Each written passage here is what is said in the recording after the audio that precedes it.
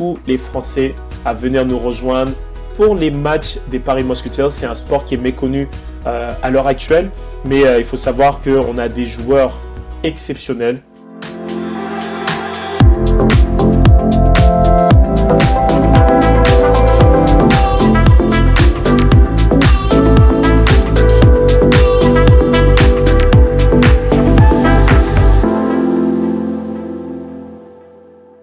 Bonjour, aujourd'hui nous recevons le président du club des Mousquetaires de Paris, de l'équipe du Super Bowl, Monsieur Franzi d'Orléans.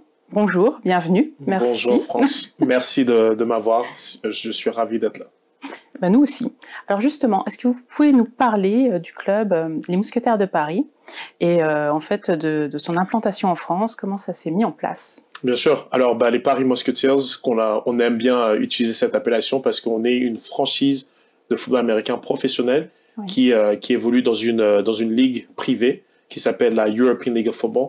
Et cette ligue, elle rassemble 17 équipes. Elle a commencé en 2021 et elle a évolué entre-temps avec une expansion de plusieurs équipes qui ont rejoint cette ligue. Et Paris, qui fait partie de cette expansion-là, on a rejoint en 2023 pour notre première saison. Alors, la franchise de Paris, en fait, c'est une franchise qui a été constituée pour donner aux meilleurs Français et bien sûr des Européens qui viennent de partout, une plateforme pour jouer au plus haut niveau du football américain en France. Comme tu le disais tout à l'heure, on va dire c'est le Super Bowl à Paris et en Europe, parce que cette ligue elle a été constituée un peu dans le même business model de la NFL. La NFL qui est l'entreprise qui fait le Super Bowl, qui organise le Super Bowl, un événement qui est connu à travers le monde pour cette grande partie aussi culturelle avec le show à la mi-temps et autres. Et aujourd'hui, en fait, on était vraiment dans cette volonté de créer une franchise, une structure où les Français qui sont considérés comme certains des meilleurs athlètes de football américain en Europe, qu'ils aient une plateforme de pouvoir jouer ici, à domicile, devant leur famille, devant les spectateurs de football américain français, ici directement à Paris. D'accord, merci. Et aujourd'hui, vous fédérez combien de monde par match? Où se passent les matchs déjà? Oui, très bonne question. En fait, aujourd'hui, en fait, on rassemble plus de 4000 participants, supporters en fait, qui viennent au match, qui sont des hommes, des femmes, des enfants, vraiment des familles. En fait, on veut vraiment que ça soit un événement. C'est le show à l'américaine. C'est le show à l'américaine, voilà, le show à l'américaine à travers ce sport que je tiens tant à ce sport-là parce que moi aussi j'ai joué au football américain depuis mon plus jeune âge. Et en fait, on rassemble plus de 4000 personnes par match, mais on a aussi nos matchs qui sont diffusés sur Beansport, où les spectateurs qui sont peut-être pas dans la région parisienne peuvent continuer à suivre les Paris Musketeers à travers la télé. D'accord. Et d'où est venu cet amour pour le Super Bowl?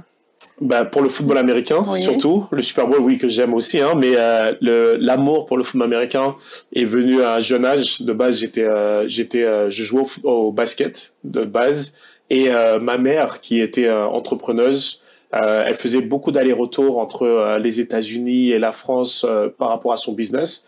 Et un jour, pendant qu'elle faisait ses affaires, elle a décidé de s'installer aux États-Unis. J'avais à peu près 7 ans à cette époque-là.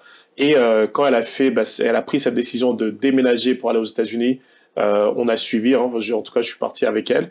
Et un jour comme ça à l'école, j'ai eu une rencontre avec le football américain où des enfants étaient en train de jouer au football américain. Le ballon, il est tombé entre mes mains. Je l'ai attrapé de loin et ils m'ont appelé un peu comme dans les films. Ils m'ont appelé genre hey, viens jouer avec nous, viens jouer avec nous. Et depuis, en fait, j'ai commencé à jouer à ce sport-là parce que c'est vrai que j'étais assez très turbulent dans ma jeunesse. Je jouais beaucoup de sports. Et je pense que le football américain, c'était vraiment le sport qui me convenait. Et dès que j'ai commencé à jouer, j'ai pu arrêter. Vous avez fait carrière aux États-Unis et ensuite vous êtes venu en France. Et là, vous avez décidé de monter le club. Exactement. En fait, j'ai fait carrière. On va dire que toute mon enfance et mon âge adulte, en tout cas, j'ai pratiqué ce sport.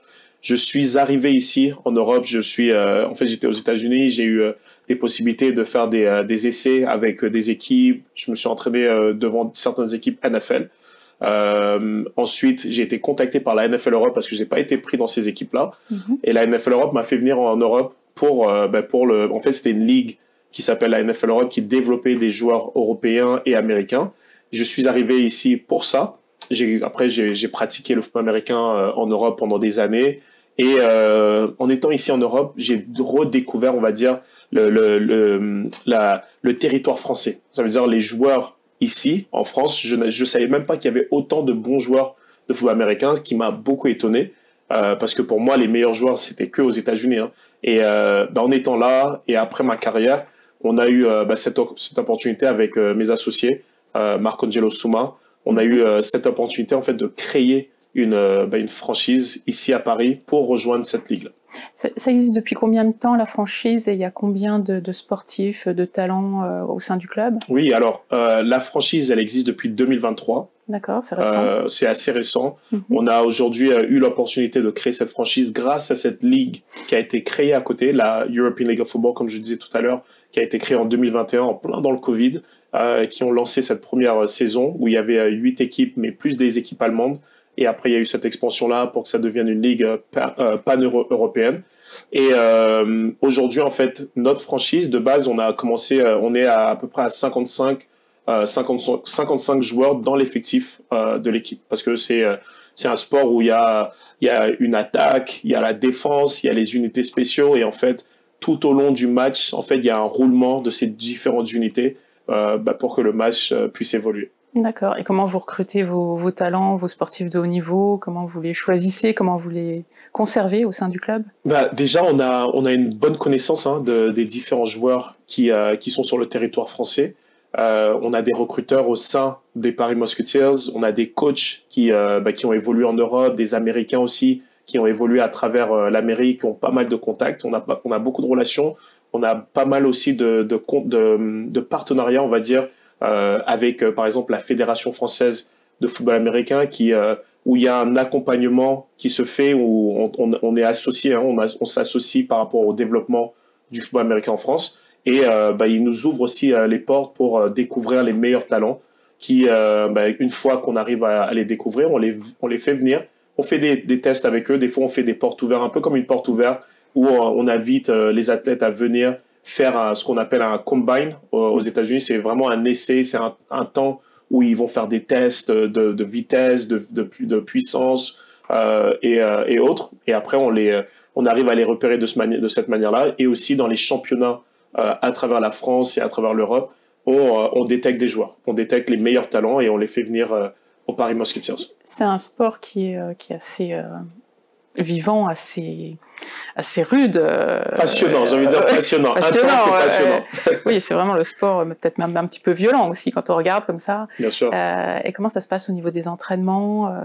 Il y en a combien par semaine? Ouais, c'est physique. C'est très physique. Alors, pour pallier à ça, en fait, déjà, on s'entraîne 3 fois à 4 fois par semaine. Il y a des entraînements hors terrain pour les joueurs, en fait, déjà dans la salle de muscu. Après, il y a des entraînements qui se font vraiment assez légers, en fait, en semaine, surtout quand on prépare un match, un gros match. On essaie de pas trop les bousculer. Hein. Il y a des moments où c'est assez intense, où on doit les pousser pour que le jour du match, que ça soit un peu automatisé, tout ça. Mais la majorité du temps, voilà, c'est des entraînements où il n'y a pas forcément les épaulières, le casque, tout ça. C'est plus léger pour les préserver et les préparer pour le jour de match. D'accord. Dernièrement, vous avez performé au niveau des matchs. Comment vous vivez cette victoire avec votre équipe? Alors, les différentes victoires qu'on a acquéries, qu'on a eues, vraiment, ça témoigne en fait de cette volonté de faire grandir ce sport et aussi le côté où on démontre vraiment à l'Europe et surtout aux Français, parce que les Français, comme le football américain, c'est un sport qui est méconnu, on leur démontre véritablement que les Français peuvent jouer à ce sport-là et on a les meilleurs talents. Alors aujourd'hui, ces différents matchs remportés sont vraiment une plateforme pour nous en fait. C'est vraiment une plateforme qui démontre le travail qui est fourni, que ce soit du general manager, que ce soit du coach, que ce soit de l'ensemble de cette structure-là pour faire en sorte que les Paris Musketeers soient vraiment une grande et une équipe redoutable. Je crois aussi que vous avez pris un coach qui est quand même très connu dans le domaine, que vous avez été recruté, que ça n'a pas forcément été facile. Vous pouvez nous en parler? Oui, en fait, on a fait venir l'un des meilleurs coachs, dans tous les cas américains, qui s'appelle Marc Maccioli. Il a évolué dans les rangs universitaires. Il a eu pas mal de mentors aussi qui sont aujourd'hui des coachs qui coachent en NFL. Alors, et cette ligue d'ailleurs, dans toute la ligue, chacune des équipes ont des coachs, beaucoup de coachs américains qui accompagnent dans le développement du football américain en Europe, parce que c'est un sport assez culturel. Alors, Marc Mathioli, en fait, qui est un jeune coach sur lequel on compte pour être avec nous pendant de longues années, pour continuer à faire développer ça. Et on est ravis de l'avoir parce que il accompagne surtout dans le développement de nos joueurs français, dans leur développement. Ça veut dire qu'il y a des joueurs qui sont arrivés l'année dernière, et à travers le coaching staff qui est mis en place avec Marc Mathioli, on voit une évolution en fait de ces joueurs. On les voit évoluer d'une année à l'autre, qui nous permet aussi et surtout le côté professionnalisme, parce que la majorité d'entre eux, ils ont été amateurs pendant longtemps, qu'aujourd'hui ils deviennent des professionnels dans un cadre professionnel où ils peuvent jouer contre les meilleurs en Europe. Un véritable challenge. Voilà. C'est un gros challenge pour eux, parce que ça leur demande un sacrifice au quotidien, de passer au côté amateur à devenir des professionnels. Et on a aussi fait venir des joueurs qui sont reconnus à travers l'Europe et même qui ont évolué aux États-Unis, qui sont français de base, mais qui ont ce côté très professionnel pour accompagner les autres joueurs qui peut-être étaient amateurs ou un peu plus jeunes, qui arrivent à ce niveau-là, vraiment les encadrer pour les faire évoluer. Alors c'est un peu tout ce que déjà le head coach emmène à travers cette structure. D'accord. Vous avez dû en fait faire face à des problématiques au départ, parce que le Super Bowl, le football américain en France, c'est pas forcément très connu. Comment vous avez relevé le défi? Alors c'est vrai que, comme je le disais, le football américain, c'est un sport qui est méconnu. C'est vraiment notre mission et notre vision, c'est vraiment de démocratiser ce sport-là, de le faire connaître au plus grand public. Je pense que l'un des plus gros challenges, c'est au quotidien de présenter ça aux Français, parce qu'il y a d'autres sports comme le rugby qui ont une place importante dans la culture française, ou bien le foot qui ont une grande place. Oui. Mais après, nous, notre challenge, c'est aussi de faire du spectacle, en fait, de faire du spectacle et de faire développer le côté où les gens ils comprennent les règles du jeu. Alors, ça veut dire que là, pour faire ça, par exemple, on va aller dans des écoles et on va rencontrer des enfants qui sont la prochaine génération des fans et aussi peut-être la prochaine génération de joueurs de football américain. Alors, on va dans des écoles, on va dans des universités, on va dans des lieux où il y a un public, où on peut toucher des familles et même des femmes, parce qu'on veut vraiment mettre la femme en avant aussi par rapport à ce sport qui peut être vu comme un peu vulgaire ou bien très, très rude, parce que c'est un sport de contact, mais qui n'est pas vraiment ça. Vraiment, le football américain, c'est comme un jeu d'échecs, parce que c'est très stratégique. Mais je pense que... Oui, il y a beaucoup de règles. Il y a beaucoup de... Oui, non, il n'y a pas beaucoup de règles. Je pense qu'il y a... Les règles, quand on les comprend, ça devient simple. Mais c'est au fur et à mesure. Mais après, quand on comprend les premières règles de base, qui sont que l'équipe, elle doit avancer vers la zone d'en-but pour marquer un touchdown qui vaut 6 points. Et la défense qui est là, en fait, ils sont là pour les arrêter. Et ensuite, c'est un roulement. Et la stratégie, c'est ça. Comme aux échecs, en fait. Le but, c'est d'arriver jusqu'au bout et de marquer des points. D'accord, merci. Quels sont vos projets et votre vision pour le club? Alors, les projets, en fait, l'un des premiers projets, déjà, pendant qu'on est actuellement en saison, on a joué 5 matchs. On a remporté 4 matchs à l'heure actuelle. Et on a perdu un match, d'ailleurs, contre l'équipe qui était champion en titre de la dernière saison, de la saison précédente. Notre vision, déjà, c'est d'aller en play-off. Parce que l'année dernière, première année, on a gagné 6 matchs, on en a perdu 6. Et que là, on a déjà gagné 4 matchs. Et on va jouer notre 6e match là, ce dimanche. Mais voilà, notre objectif, c'est vraiment d'aller déjà en play-off. Une fois dans les play-offs, on peut voir les perspectives. Et après, ça, c'est à court terme. À moyen terme, c'est de faire vraiment remplir ce stade. On joue dans le stade de Jean-Bouin, qui est un stade mythique, connu pour le rugby, où le stade français évolue dans ce stade-là. Aujourd'hui, on a cette opportunité, vraiment une grâce pour nous de vraiment jouer dans ce stade-là, parce que c'est en plein cœur de Paris. Et notre objectif à moyen terme, c'est vraiment de remplir ce stade-là. À l'heure actuelle, on remplit 4000 par match. On aimerait remplir plus de 10 000. L'objectif, c'est de remplir plus de 10 000 pendant que la saison évolue. Alors, on arrive le 17 août, on va jouer notre dernier match à domicile. Mais on aimerait remplir ce stade-là en présentant vraiment un show, un spectacle. Et après, à long terme, c'est bien sûr de faire en sorte que le football américain soit une référence comme sport en France. On voit souvent aux États-Unis, on a des idées du football américain avec des stars de la chanson internationale. Ici, vous avez l'objectif de faire venir qui? Vous avez déjà eu des rappeurs ou des chanteurs connus? Oui, vous pouvez citer quelques noms? Effectivement, oui. On a eu une belle opportunité de faire venir une artiste de zouk qui est très connue à travers les générations, qui s'appelle Kim. Kim qui est venue pour l'un de nos matchs, et d'ailleurs c'était l'une des premières qui a ouvert, on va dire, le show de ce spectacle qu'on veut présenter.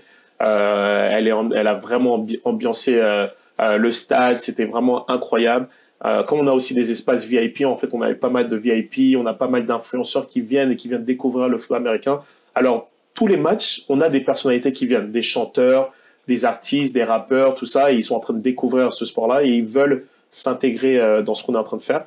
Et on est en perspective de faire venir d'autres chanteurs, rappeurs qui veulent vraiment s'intégrer dans ça. Alors voilà. D'accord. Et où on trouve le programme, votre programme? Alors, notre programme, en fait, si on nous cherche, on n'a pas besoin d'aller nous chercher trop loin. Si on met Paris Musketeers déjà sur Instagram, ou bien on a une page Instagram qui est très vivante, qui montre beaucoup de contenu sur notre évolution. On a un site web aussi, Paris Musketeers, où on peut nous trouver. Et toutes les places pour venir au match sont disponibles à travers notre partenaire qui est Ticketmaster. Directement sur Ticketmaster, il y a pas mal de choses qui sont disponibles pour assister au match. Est-ce que vous auriez une anecdote à partager avec nous?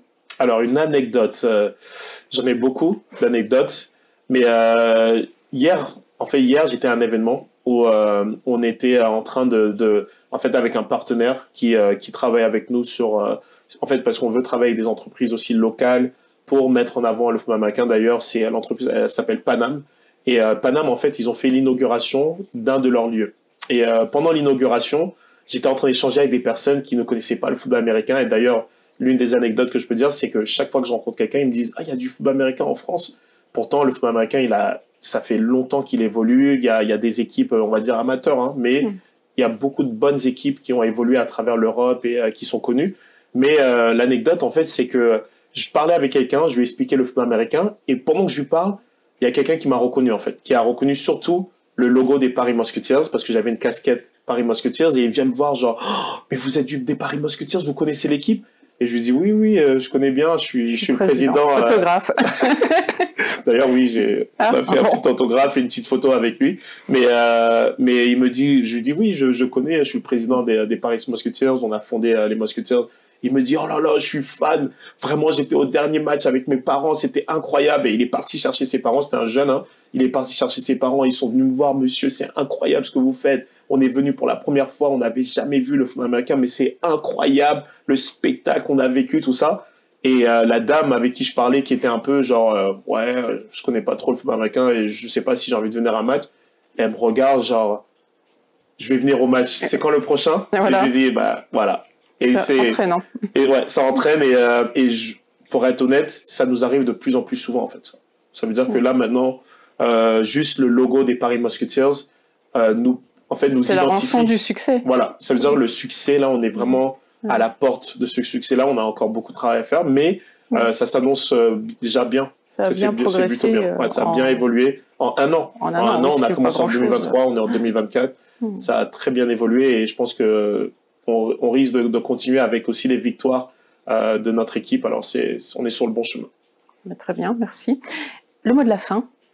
Alors, mot de la fin, j'aimerais inviter tous les Français à venir nous rejoindre pour les matchs des Paris Musketeers. C'est un sport qui est méconnu à l'heure actuelle, mais il faut savoir qu'on a des joueurs exceptionnels. On a une équipe aussi qui est en train d'évoluer en Europe et qui fait parler d'elle. Vraiment, cette équipe, la structure, toutes les personnes qui sont derrière tout ça, c'est vraiment quelque chose qu'il faut voir et on veut vraiment créer ce spectacle-là. On veut travailler avec des bons partenaires et on veut continuer à faire évoluer ce sport-là pour qu'on entende parler des Français à travers que ce soit à travers l'Europe et même l'Amérique. Merci Franzi d'Orléans. Merci en tout cas. Merci beaucoup. Merci de ce temps. Rendez-vous pour une prochaine émission. Merci.